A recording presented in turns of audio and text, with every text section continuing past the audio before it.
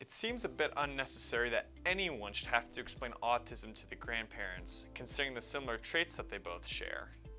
I mean, you've got the struggle to keep opinions to themselves, and the uncomfortability in wearing anything new. Yet grandparents and children with autism can struggle to see eye to eye. This doesn't have to be the case though, as a proper explanation can go a long way. Just because your loved one comes from a generation that still sees a purpose in answering phones, this doesn't mean they will be totally oblivious to all modern concepts, like the neurodiverse mind. When explaining autism to the grandparents, it would be best to do two things. But first, let me talk about Goalie. Goalie is a suite of therapy apps for special needs kids, used by clinicians, educators, and parents. Are you tired of all the nagging and stress? Well, no more! Goalie is your parent assistant that tells your child what to do step by step, so you don't have to. Goalie is a pocket-sized device that allows for easy programming of routines and built-in rewards functionality.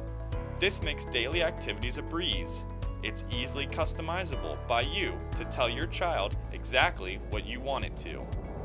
It's got all the upsides of a phone, like visual cues, and none of the downsides, like a web browser. Check out getgoalie.com for more info. Don't mention autism. It may seem counterproductive, but when explaining autism to the grandparents, it's best that you leave the genetics to those who will make a difference. Instead, focus on how the traits and quirks of the condition that feed into creating the identity of the one that they will be spending years feeding bread pudding to.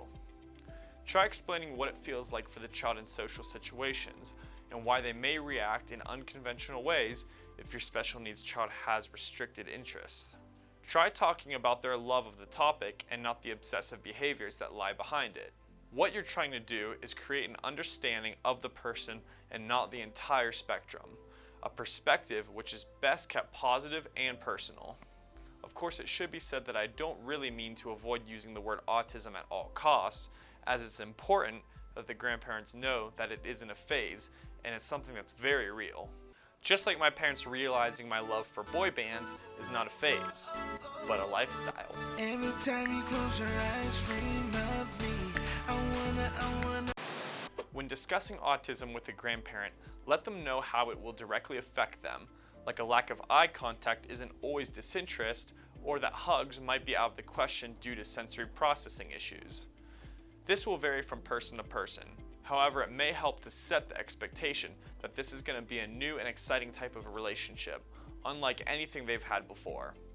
This kind of mindset is a much more positive outlook on the situation, which should help the grandparents be more excited about relating to their special needs grandchild. Well, that's going to do it for today's video. Thanks for watching, and be sure to check out getgoalie.com for more information on Goalie.